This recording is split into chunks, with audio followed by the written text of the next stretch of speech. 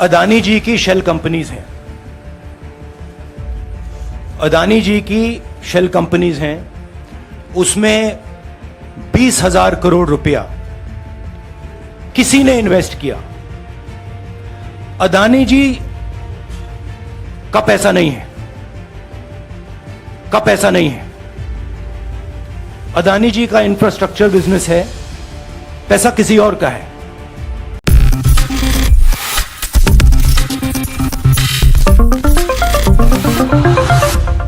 नमस्कार, मैं मोहम्मद आसिफ और आप देख रहे हैं नेक्स्ट 9 न्यूज। इस वक्त की बड़ी खबर से शुरुआत कर रहे हैं दर्शकों, और बड़ी खबर दरअसल जो है वो सिर्फ और सिर्फ राहुल गांधी को लेकर। क्या राहुल गांधी की सदस्यता वापस होने वाली है? क्या वो जेल जाने वाले हैं? क्या वो वापस निकल पाएंगे? ये तमाम अहम सवाल जो हम सब समझना चाह रहे हैं, जानना चाह रहे हैं।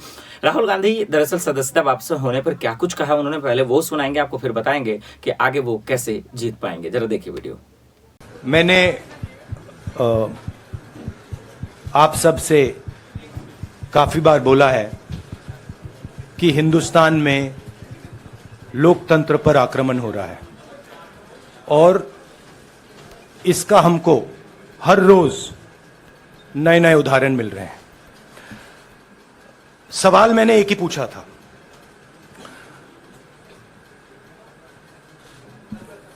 फाउंडेशन पे जाता हूं। अदानी जी की शेल कंपनीज हैं, अदानी जी की शेल कंपनीज हैं, उसमें 20,000 करोड़ रुपया किसी ने इन्वेस्ट किया। अदानी जी का पैसा नहीं है, अदानी जी का इंफ्रास्ट्रक्चर बिजनेस है, पैसा किसी और का है। सवाल यह है, ये जो 20,000 करोड़ रुपए हैं ये किसके हैं? यह सवाल मैंने पूछा।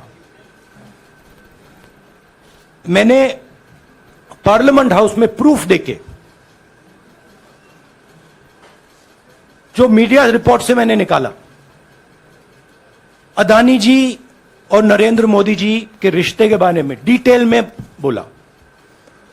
रिश्ता नया नहीं है, रिश्ता पुराना है।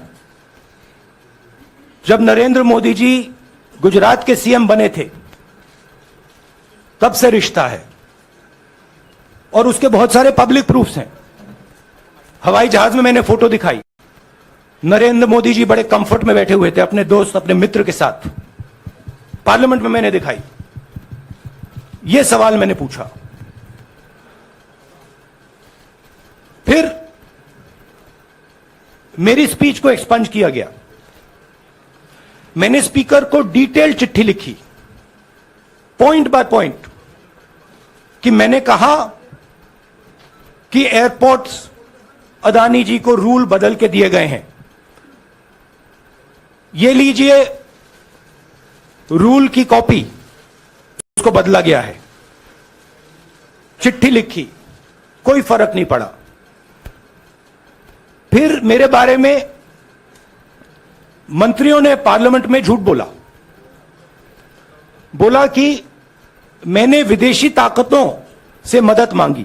मैंने ऐसी कोई बात नहीं की है। मैंने कहा स्पीकर से, मैंने जाके कहा, स्पीकर सर, पार्लियामेंट का नियम है कि अगर किसी मेंबर पर कोई एक्यूजेशन लगाता है तो उस मेंबर को जवाब देने का हक होता है। मैंने एक चिट्ठी लिखी, उस चिट्ठी का जवाब नहीं आया।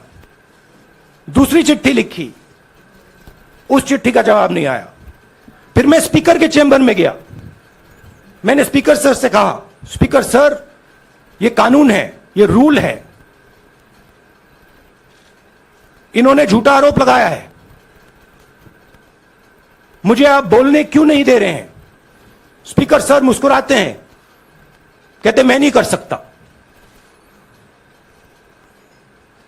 और फिर उसके बाद आपने सबने देखा क्या हुआ। सवाल पूछना मैं बंद नहीं करूंगा। नरेंद्र मोदी जी का अदानी के साथ क्या रिश्ता है और 20,000 करोड़ रुपए किसके हैं, मैं पूछता जाऊंगा। मुझे कोई डर नहीं लगता इन लोगों से। और अगर ये सोचें कि मुझे डिस्क्वालीफाई करके धमका के, जेल में डाल के मुझे बंद कर सकते नहीं। मेरी वो हिस्ट्री नहीं है। मैं हिंदुस्तान के लोकतंत्र के लिए लड़ रहा हूं और मैं हिंदुस्तान के लोकतंत्र के लिए लड़ता रहूंगा। किसी चीज से नहीं डरता हूं। यह सच्चाई है। देखा आपने।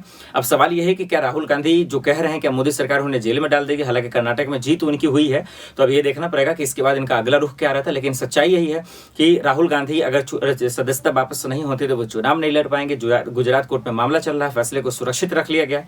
हालांकि अब कब फैसला आएगा ये तो आने वाले वक्त में पता चलेगा। लेकिन सच्चाई यही है कि राहुल गांधी अगर जेल जाएंगे तो फिर कांग्रेस का क्या होगा, क्योंकि आज कर्नाटक में जीत हुई है तो जश्न में डूबे हुए हैं, इसमें कोई शक नहीं है। लेकिन अब राहुल गांधी की सदस्यता को लेकर क्या फैसला आएगा वो अपडेट आपको बताएंगे। आपको क्या लगता है हमें कमेंट कर जरूर बताइएगा। देश दुनिया के बड़ी खबरों के लिए देखते रहे नेक्स्ट 9 न्यूज।